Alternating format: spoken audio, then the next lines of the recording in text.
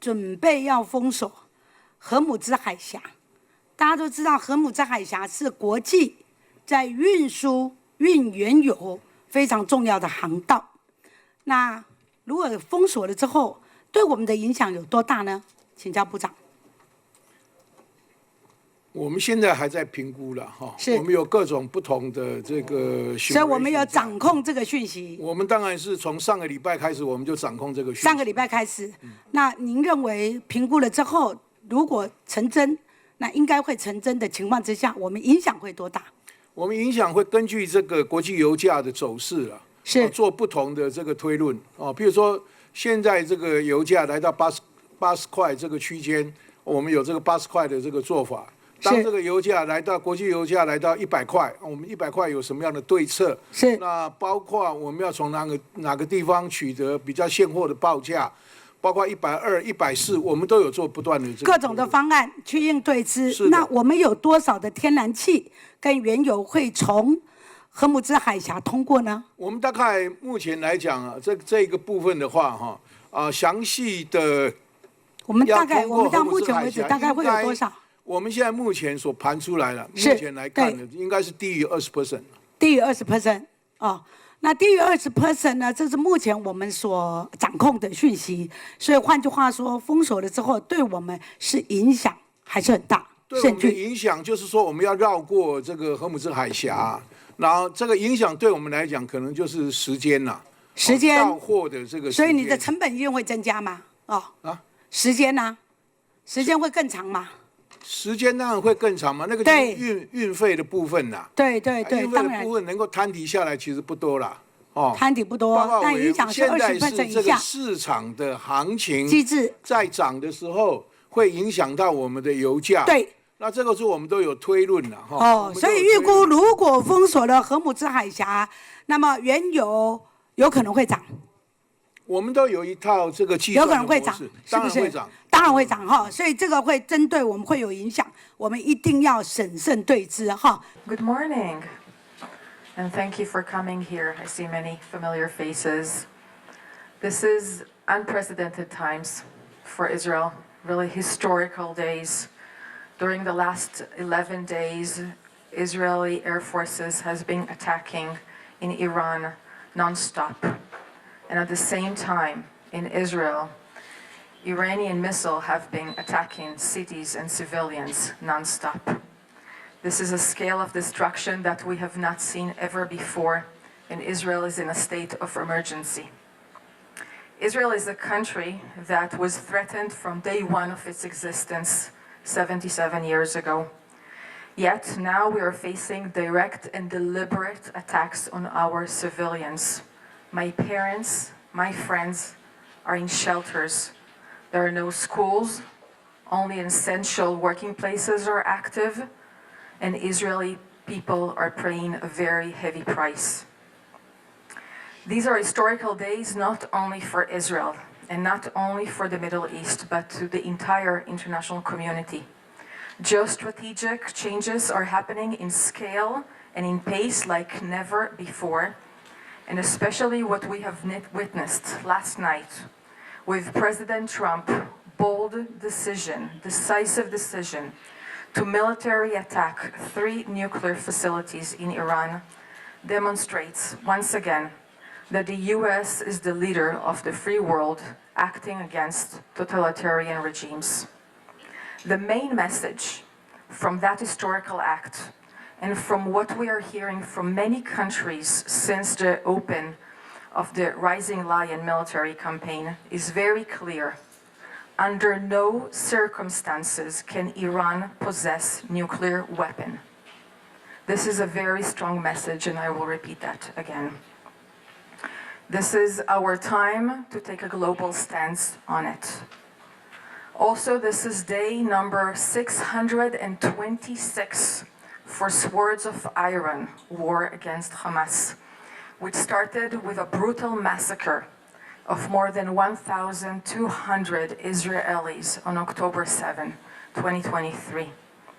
We still fight and we still have, unfortunately, 50 hostages starved and tortured in the tunnels of Hamas in Gaza, and we will not stop until they're all back. There is one thing that we learned in a harsh way from that October 7 attack, and that is when our enemies call to annihilate Israel, we listen to them and we believe them. And this is exactly what is happening today with Iran. The supreme leader of Iran, Khamenei, has been continuously calling for the destruction and annihilation of the state of Israel. Iranian radical Islamist regime had a very clear plan to annihilate the state of Israel, and it included 3 pillars: the nuclear program, the ballistic weapon program, and the terrorist proxies, and I will go over that. I will not go into the long history of negotiations with Iran about the nuclear program, but I will mention that on June 12th, the day before Rising Lion started, there was a decision made by the International Atomic Energy Agency stating that Iran is in non-compliance to its NPT safeguards. It means that Iran is the only country in the world that is having highly enriched uranium for 60%. There is no justification for having that level of highly enriched uranium for peaceful purposes. Now, the amounts of that highly enriched uranium are sufficient for 9 atom bombs. And what is most alarming is that a third of that amount was reached and accelerated only during the last 3 months, which means that there was a very quick running of acceleration of enrichment. Now, what happened during the last 3 months? There were negotiations between the US and Iran, which means that in parallel to those negotiations, Iran was actually accelerating its nuclear enrichment and weaponization plans. The second part is the ballistic missile program. Iran is already having thousands of missiles, and we know because we feel them now every day. But on top of that, they had a plan to accelerate to have 10,000 missiles within 3 years until 2027. It means that they were going into massive buildup, into really drastic increase of production. Now, what we're seeing today in Israel are missiles with 200 and 500 tons of explosive. This is like, imagine bus full of explosive flying into a city center. This is what we're experiencing right now. And this is an existential threat for Israel. We are such a small country, much smaller than Taiwan. To have that type of threat with 10,000 missiles being built against us is something that no country in the world can have. The third pillar of the plan of annihilation by Iran was the terrorist proxies, and you all know their names by now: Hamas, Houthis, Hezbollah. They have been financing, training, guiding them, providing weapons. We know that the mastermind before October 7 was really Iran, and the executor was actually Hamas. Now, what Iran planned for 2027 was to activate a ring of fire around Israel, having the same model that we saw on October 7, which means ground invasion for multiple fronts in addition to missile attack. Again, this is something that is existential threat to us. So what we have seen during the last few months is something that we have not seen in the last 2 decades. And that is a very fast running forward in both nuclear and ballistic missiles. So the decision, knowing all of that, was very clear. And we had no other choice. For us, defending our country is something that we must do, and we needed to act on time before it's too late, before they have a nuclear atomic bomb. For us, this is an act of self-defense, and we must do it to secure our future. Now, the aim of Rising Lion is very clearly stated. We are to neutralize the nuclear and the ballistic missile program. We need to roll back the threat so we will no longer have an existential immediate threat. And I want to get you a little bit behind our line of thoughts when we're going into the military choosing of the targets. And of that, and I can share with you later, I know it's a bit small, but perhaps you can see. This is the various stages of a nuclear process. It is not easy or simple to assess a nuclear warhead.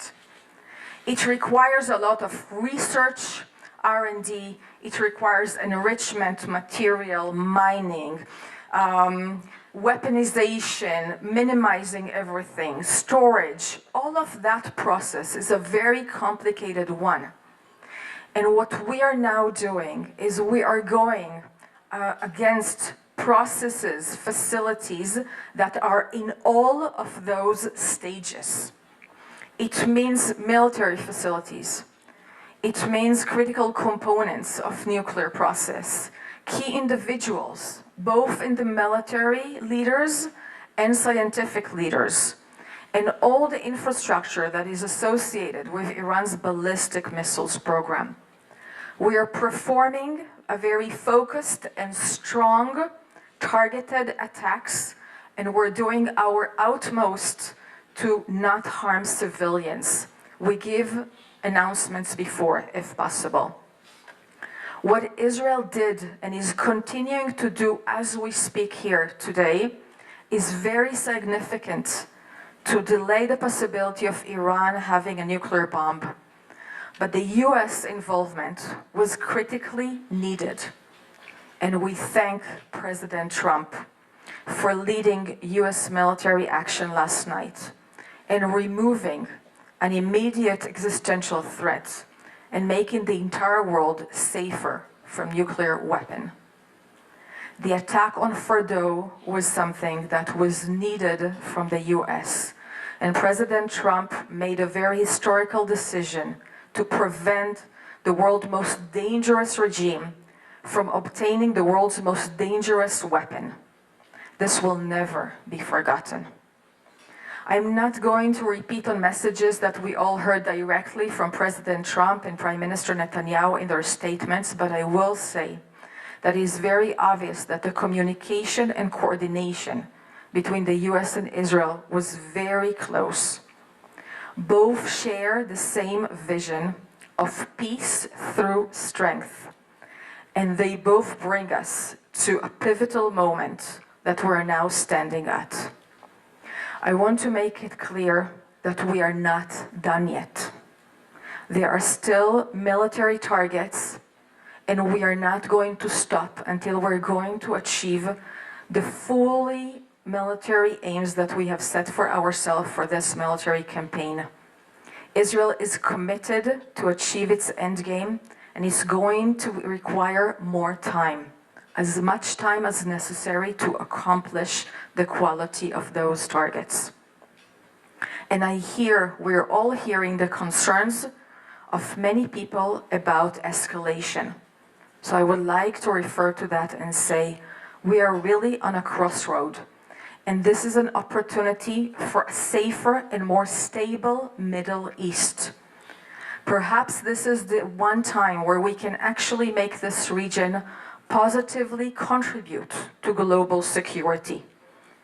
Preventing a tyranny, an extremist Iranian regime, from continuing to destabilize and take an action, terrorist action, against the region and against the world is something that we're all in the free world should really support and stand by.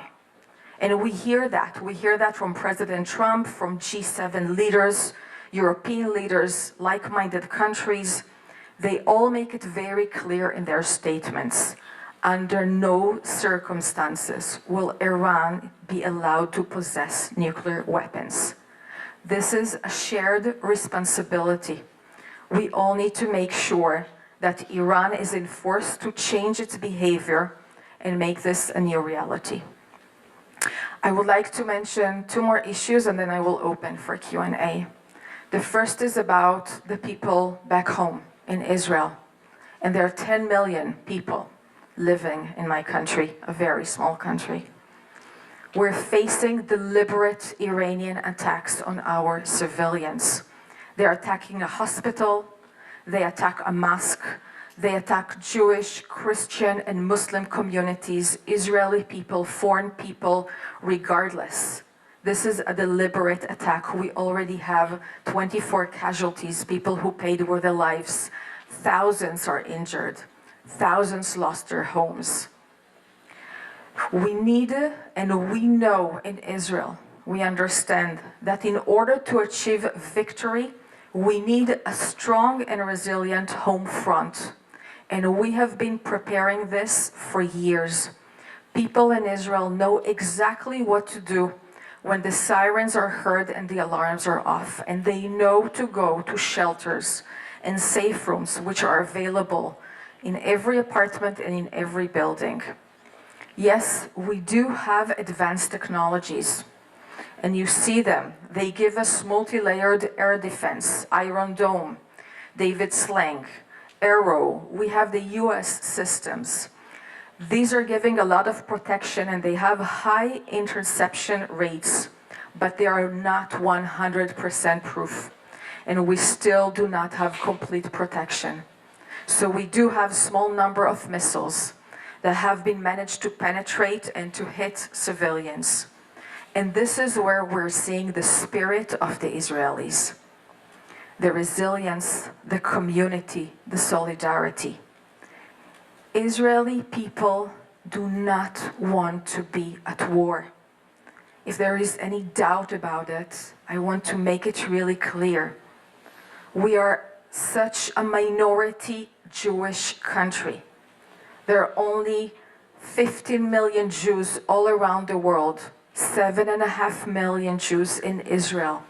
And all we want to do is to live in peace and security so my children and all of our future generation will be able to have a prosper and quiet life. This is something that I think we and Taiwanese people are sharing together. What we do is defend ourselves. My last point for today is really about the cognitive war that we're seeing all around us, and I think that there is a very high awareness for that specifically in Taiwan. I'm saying this because I see my country getting a lot of criticism and the international media for being too aggressive. And I saw that also here in Taiwan. This is coming, I think, from those who don't fully understand the Middle East power dynamics and culture and history. And I want to specifically say about this case of Iran, what is the alternative? We are dealing with a regime that is radical Islamism. It's a dictatorship. This is the most repressive government in the world. Everything that you know about Taiwan's way of life, about Taiwan's vibrant democracy, is not existing in Iran. No women's rights, no LGBTQI, no freedom of press, no freedom of speech. There is no democracy, there is only oppression. This is a terrorist regime that is acting against its own people. If we who belong to the free world, and we are in this community together, we must remain aware and we must be united in front of any tactics that try to distort us from this truth. There is no other alternative. We cannot have this regime have nuclear weapons. And I see these efforts to divert and manipulate our intentions in AI-generated images and videos that show my country being defeated and being aggressive. And I want to really ask you, please be cautious when you notice those. Please follow us and know that our office is here and open. We have social media, we're sharing, and we're very much available to provide the correct information. And we have a line of experts that are willing to talk and give some more information. So please, let's cooperate on that together. Thank you. I can take quick Q&A if you would like. 现在开放那个媒体提问 ，OK， 婷婷。Hi, good morning, Rep. This is Ting Liu from Tvbs. So I have a couple of questions for you. Do you mind if I just ask all in one go, or should we go one by one? Okay, thank you so much. So for the first question I have for you is that I'm just curious how many Israeli citizens are currently in Taiwan, and because we have currently seen that on social media there are actually some Israelis who wish to return home actually. So just wondering whether there's any current plans about this, assisting them to get home. And the second part is that because the recent U.S. attack on Iran, are there concerns that Israeli diplomatic posts, like the one around the world, will become key targets for Iranian retaliation? So for the Taiwan side, just wondering, because you actually openly hold a press conference today, so are you concerned about that kind of level of threat currently, what you guys are actually managing on a security level, or what is your, I would say, your thoughts about that? And the last part is that, just wondering, because this press conference come at a time when there are like this various increase of tension in the Middle East. So I was just wondering, how has the headquarters at the Israeli Foreign Ministry has given, is there a guidance for having this kind of press conference today? Because we know that many of these embassies around the world, Israeli embassies around the world, are actually closed. But you actually opened a press conference today, so I'm just wondering, was there a guidance or a note from the HQ about, what kind of message this press conference wants to show to the world? Thank you. Thanks. There are currently about 100,000 Israelis abroad who are requesting to return back to Israel. This has been the case for the last 10 days since our airspace has been closed, and we are seeing a decrease in the amount of flights. I will say on that land borders and maritime borders are still open and people are coming and leaving through them. And we're slowly returning into having more flights to come back to Israel with Israeli airlines. To the best of my knowledge, there are not Israelis here in Taiwan that have requested to return to Israel. But we will definitely support with evacuation plans, again, with Israeli airlines. This is something that we're taking very, very seriously. I can also share on that there were few Taiwanese nationals in Israel who requested to depart Israel. And of course, that the Taiwanese office in Tel Aviv was leading the effort, but with the support and assistance of the Israeli government to make sure everybody who wants that can leave. And to the best of my knowledge, they left through Jordan, so through a land border. As of the retaliation from an Iranian, yes, we are in very sensitive days. These are very tense days, and we're much aware of that. From what I've been actually also seeing today with the global announcement of the US, they're also in a very high alert to see if any retaliation. As you're noticing around you, we are having extra security to make sure we're all safe here and also all around the world. Yes, our offices and embassies all around the world, most of them are not operating physically. But as we all learned from COVID, we can all work from afar. We have been working and will continue to work from home, from meetings, from whatever is necessary to make sure that number one, we're safe, and that number two, we continue to bring our message out to make sure that people understand and know what is actually happening.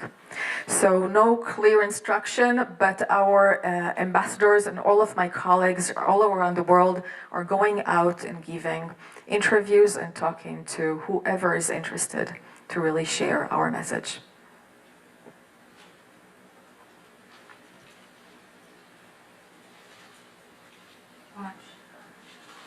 When you live with the writers.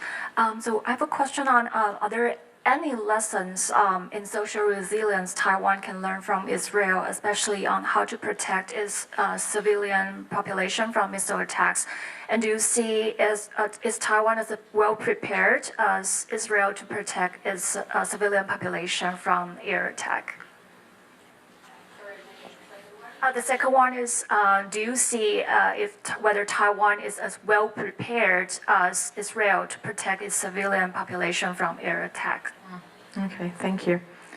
I think, first of all, it is really too early to have many lessons. We're really still in active warfare, and there is what we call the fog of war, that we still don't know everything all the way.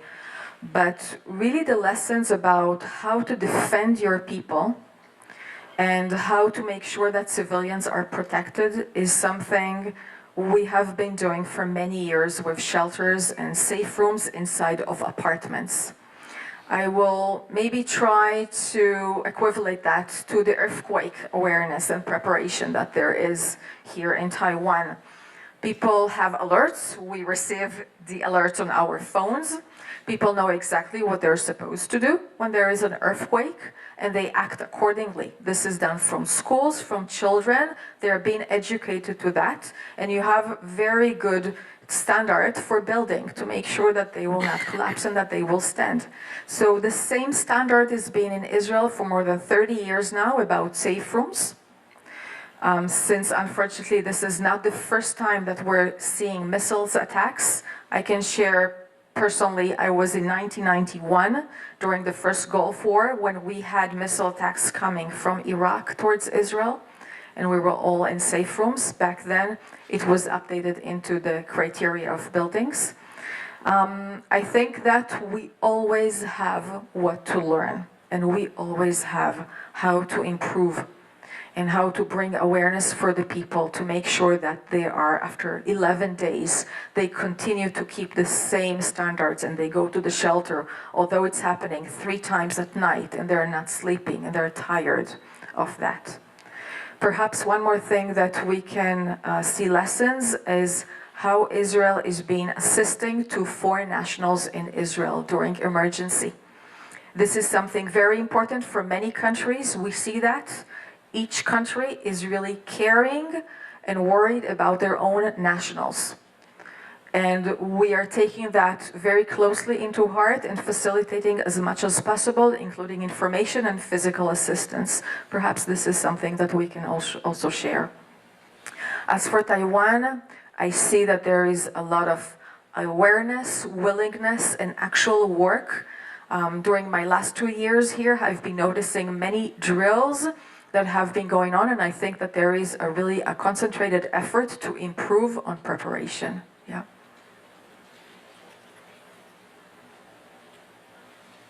Really quick follow-up on, because I know Israel also has your semiconductor industry and high-tech industry, and as well as Taiwan. So if there's any lessons or advice, like to protect and make sure the industries are running well during such conflicts.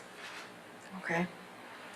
Well, the first thing I will say is that our economy for now, for the short immediate term, it is paying a price. Okay, this is not days as usual. As I was saying, schools are not open. We have home front command that gives us instruction. It means that non-essential workplaces are not open. And if I will, for example, refer to my headquarters, only part of the people will physically come and the majority will work far from home. But our economy started this war from a very resilient and very strong financial basis. Our national debt is low, relatively low, only 68%. We have a very strong and resilient policy and market. And we see from previous events, previous wars and military rounds, that it takes us quite short time to rebalance and actually to have a boom economy after that. So the innovation and technologies that we are now seeing being active on the military necessity will later on will have the civilian interpretation for them. And this is exactly why we see the large amount of investments in Israel now during the war. The first quarter of this year, 2025, was the highest in foreign investments that we had. This is a show of really strong support and belief in the Israeli system. Maybe this is to say, come and invest in Israel. But I also want to say, I was talking about this pivotal historical moment we're standing at, of really all opportunities in the Middle East can change. And when we're looking on that, we're actually looking also on trade relations with our newly neighbors. Because we're really hoping for trade relations not only with Asia, with Taiwan, with Europe, with the United States, but also in our region. Trade, communication, tourism, innovation, if we will have that in the Middle East, then peace and stability will bring prosperity also. And this is really in our reach. So I think that that optimism is something that, even if there are short-term prices, for the medium term, long term, they are all worth it. 好，那我们还有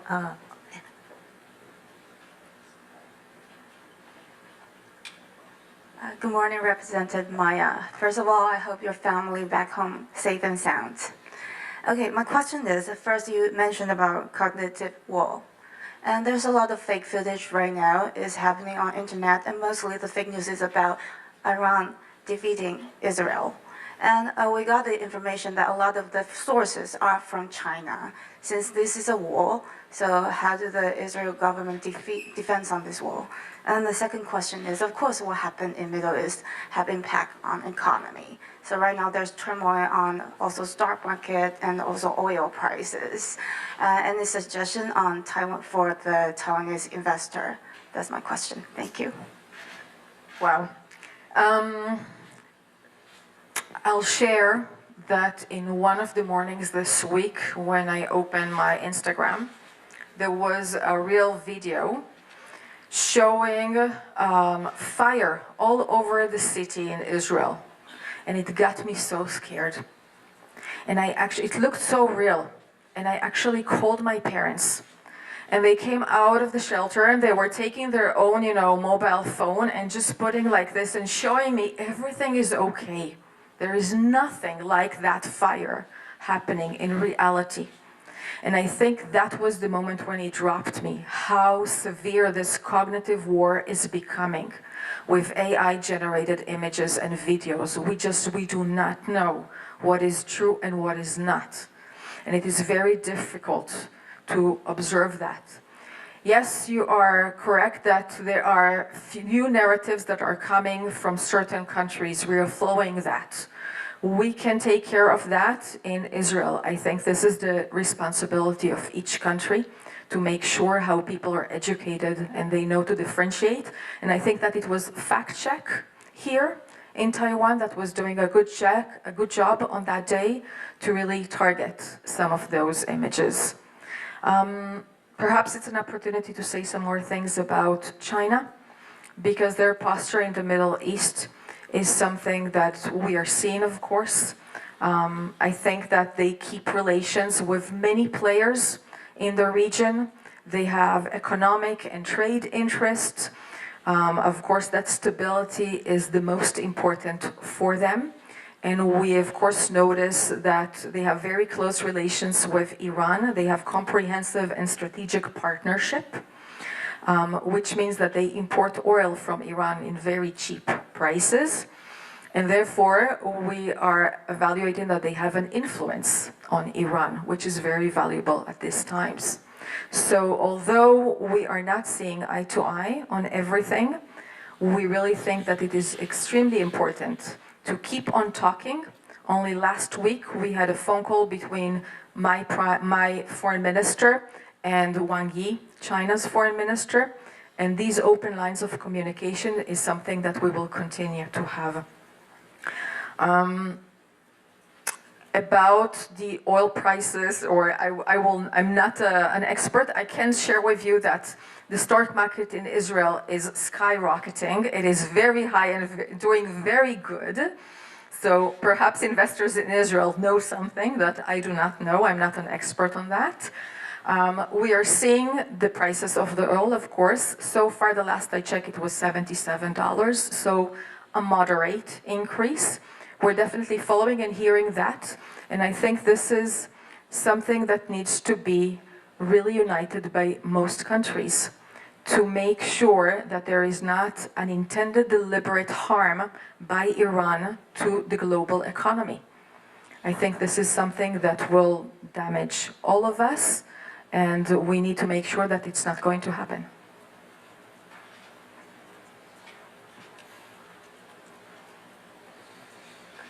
Sorry, just a follow-up question on China, because you mentioned earlier. Just wondering, because the Chinese MFA just condemned the U.S. strikes on Iran, calling for ceasefire and talks. And actually, the Chinese, just to quote them, they actually said that the U.S. attack on Iran damages U.S. international diplomatic credibility. Just wondering what's your thoughts on that? Well, I will let my American colleagues also comment on that later, if they would like. I will say that from our side, and I think that this is something that is really shared, but everyone who do not want to see extremist totalitarian regimes in our world, we need to be united on this. And I think this is what we have seen President Trump really leading this and making sure that we will weaken Iran and we will make sure that they will not possess nuclear weapons. 那还有没有媒体朋友有问题的？ Hi, just to follow up on, so Israel has a formidable, really powerful and time and so capability with its Iron Dome, and then and other systems. So just wondering, have Taiwanese officials asked you about this system and this technology, and is this something that, some kind of technology that Israel could share with Taiwan? We have been having closed doors talks with Taiwan on everything that we see of mutual interest. 还有媒体朋友吗？有吗？那OK， 马燕。Just to thank you again for coming and for being interested in what is happening on the other side of the world. I must take again this opportunity and mention that we are still having another fight still ongoing against Hamas with 50 hostages being held. Only yesterday we retrieved 3 bodies of hostages from there, coming from intelligence efforts. So we are hoping for their return, and please know that our office is here and always available if you have any more questions or requests. Thanks. 想看最完整的新闻内容，记得下载 Tvbs 新闻网 APP。